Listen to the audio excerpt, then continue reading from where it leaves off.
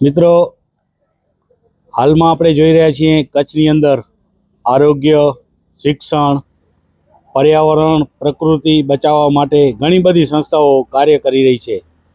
તો મિત્રો, હું ચોક્કસ કહીશ કે અમુક સંસ્થાઓ કાર્ય કરવાને બદલે પોતાની પબ્લિસિટી વધારે કરતી હોય એવું ચિત્ર સામે આવી રહ્યું છે.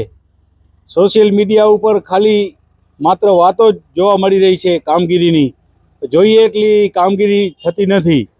તો એ બધા વિષયોને લઈને આજે આપણી સાથે છે નાના ભાડિયા ગામના જળ સંચયના પ્રણેતા દેવાંગભાઈ ગઢવી. પ્રથમ હું દેવાંગભાઈનો પરિચય આપું તો ઘણી બધી સંસ્થાઓ સાથે દેવાંગભાઈ જોડાયેલા છે.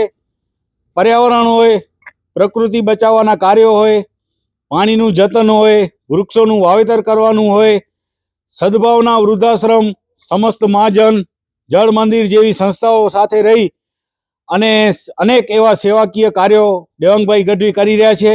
તો દેવાંગભાઈ પાસેથી આજે આપણે જાણશું કે વાસ્તવિકતામાં આપણે કચ્છમાં કેટલી સંસ્થાઓએ સરાહનીય કામગીરી કરી છે અને કેટલી સંસ્થાઓ હાલમાં આપણે બિલાડીની ટોપની જેમ ફૂટી નીકળી છે અને દાતાઓ પાસેથી દાન લઈ અને જે યોગ્ય કામ કરવાનું હોય એ થતું નથી. તો એવા વિષયને લઈને આજે આપણી સાથે દેવાંગભાઈ ગઢવી.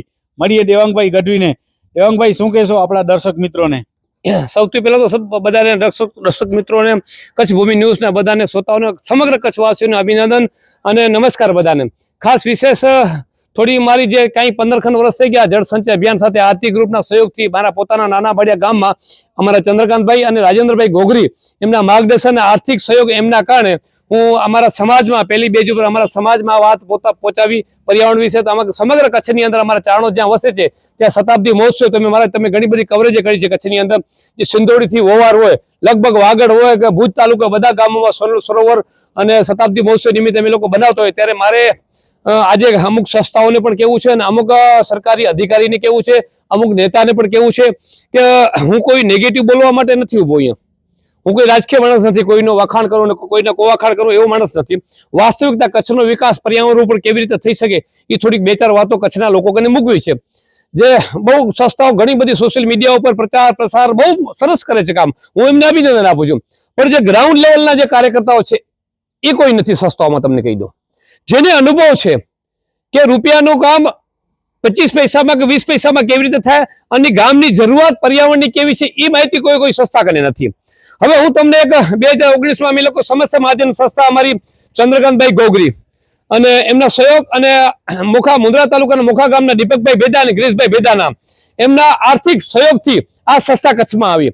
અમે લોકો પરેશભાઈ પહેલા 2019માં અમે લોકો 10 ગામનો ટાર્ગેટ લઈને અમે આવ્યા હતા. એક ગામમાં 1.25 લાખ અમે આપીએ અને 1.25 લાખ ગામનો લોક ફાળો. ત્યારે કચ્છમાં સૌથી પહેલી સંસ્થા કોઈ કચ્છમાં 2019માં આવી તો સમસ્ત મહાજન નામની સંસ્થા આવી. એમાં અમે લોકો 300 કલાક જેસીબી નું કામ કરાવીએ, ગાંડા બાવર કાઢીએ, તળાવ ખોદીએ. એમાં 50% ગામનો લોક ફાળો અને 50% અમારો છે. એવી રીતે 10 ગામમાં કામ કર્યા અમે. પછી વર્ષે વધતા ગયા. એમાં મેક્સિમમ વધારેમાં વધારે અમારું કામ થયું કચ્છની અંદર પાણી ઉપર. તો અમુક ગામો છે અમારા મોટા ભાડિયા છે, મોટી ખાખર છે, મુંદ્રા તાલુકાનો નાના ભાડિયા છે અમારો. પછી માંડવી તાલુકાનો એક ઐતિહાસિક જે પર્યાવરણ ઉપર મોટો કામ થયો કાઠરા ગામની અંદર સૌથી વધારેમાં વધારે કોઈ કામ કર્યો હોય, વધારેમાં વધારે આર્થિક સહયોગ કર્યો હોય તો અમારી સમસ્ત મહાજન છેલ્લા 2019 થી 2024 લગા અમે વિસીને આપતા હતા ગામને. એમાં નોંધનીય આજે પણ તમે કચ્છ મિત્રમાં વાંચતા હશો બધા કે બહુ મોટી કોઈ ક્રાંતિ થઈ એનું મોટો. હું એમ નથી કહેતો કે બીજી સંસ્થાઓ કામ નથી કરી છે 100%. એને અભિનંદન આપું છું. વધારેમાં વધારે યોગદાન હોય તો સમસ્ત મહાજનનું યોગદાન હોય. ત્યારે આજે મારે આપણે હમણાં જે 6000 બોરની જે હમણાં હું કચ્છ ગ્લોબલ ને કહું છું કે 6000 બોરની જાહેરાત કરવામાં આવી. પણ કે અમે 6000 બોર અને કલેક્ટર શ્રી અને કઈ રાજકીય ધારાસભ્યો, સાંસદ સભ્ય કીધું કે વરસાદથી ચોમાસાથી પહેલા કરી નાખજો એવી સૂચના આપવામાં આવી.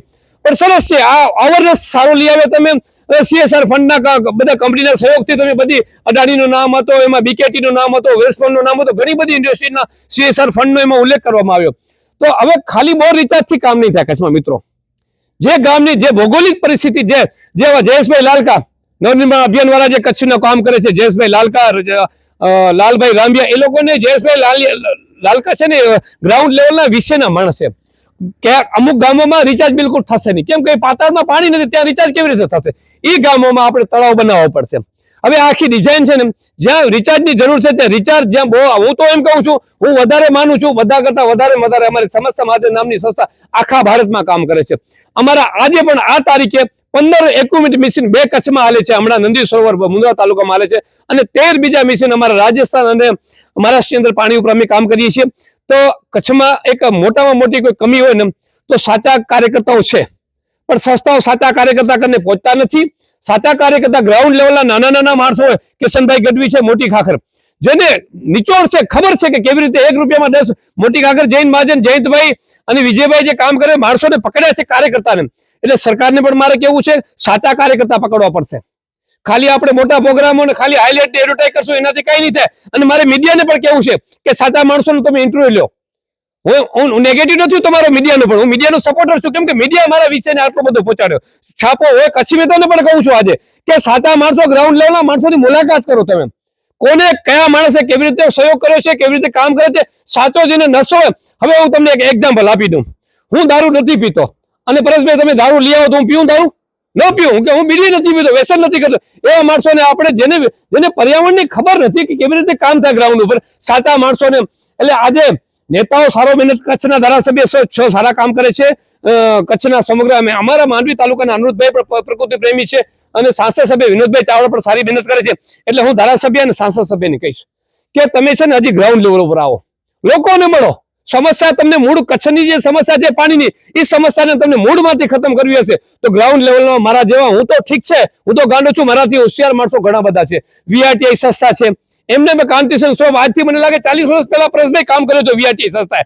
પછી લાલભાઈ રાંભિયા, એને આપણે ભૂલી ન જઈએ, જે આજે 40 વર્ષ થઈ ગયા, આર્થિક ગ્રુપના સહયોગથી CSR નું કામ સંભાળે છે આખા ભારતનું. એવા લોકોનો ગ્રાઉન્ડ લેવલના માણસો પકડવા પડશે. ખાલી તમે સૂચના આપી દો કે કંપનીને 600 બોર કરી નાખો, 6000 કરી નાખો, આટલા આમ કરી નાખો, એમ નહીં થાય. બોર રિચાર્જ બધા ટકાને, મને લાગે છે મારા મગજ પ્રમાણે બહુ તો 50% બોરોની જરૂર છે, બાકી 50% તળાવ ઊંડા કરવા પડશે. હું એના ઘણા બધા જાણકારો મળું છું, ઘણા બધા લોકોને મળું છું, રોજ ફરું છું. એટલે ઘણા બધા હોશિયાર માણસો છે કચ્છની અંદર. એવું નથી કે હું હોશિયાર છું, પરેશભાઈ એવું મારો ડાઉન, હું તો કહું છું હું ગાંડો છું, બરાબર. ઘણા હોશિયાર માણસો. મોટા ભાડિયામાં તમે કવરેજ કરીએ 11 મહિનામાં સપ્તાહથી ભાગવત સપ્તાહ વાલજીભાઈ કિશનભાઈ બનાય પરિવાર દ્વારા, ત્યાં કોઈ સરકારનું, કોઈ સંસ્થાનું કોઈ મદદ નથી. 1 રૂપિયો ગામના ફંડથી કામ થાય છે. આજે 4 JCB ચાલે છે ત્યાં, તો ગામનો લોક ફાળો.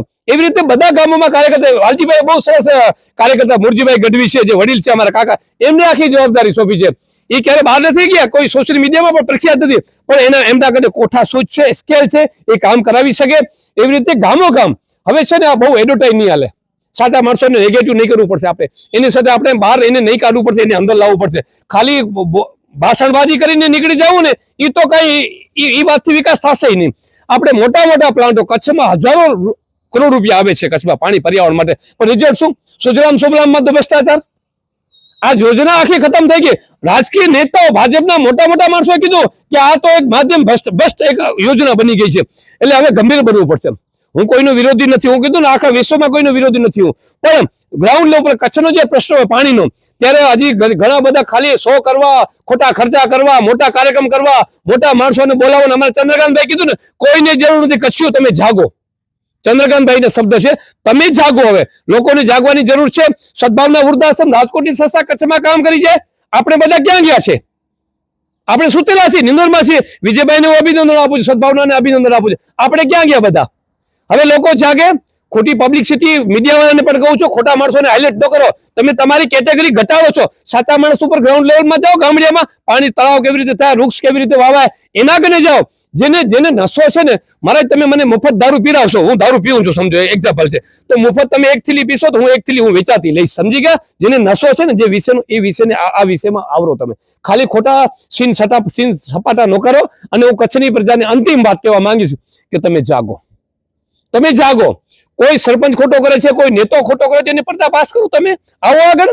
પ્લાન એસ્ટિમેટ પછી કે ભ્રષ્ટાચાર થઈ ગયો, પાણીનો અમારા ગામમાં 10 લાખ રૂપિયાનું કામ થયું, ભ્રષ્ટાચાર થઈ ગયો, અધિકારી ખાઈ ગયા, નેતા ખાઈ ગયા, એમ નથી. તમે જાગો, પ્લાન એસ્ટિમેટ લો, અને સરકારી યોજનાના આવે, સસ્તાના પૈસા આવે, એના ઉપર મોનિટરિંગ કરો. અને મારે અંતિમ વાત કે કોઈ પણ નેતાને ચોટેલો નાનામાં નાનો ગ્રામ પંચાયતનો સભ્ય કરીને સાંસદ સભ્યને ક્યારે માઠો ન લાગવું જોઈએ.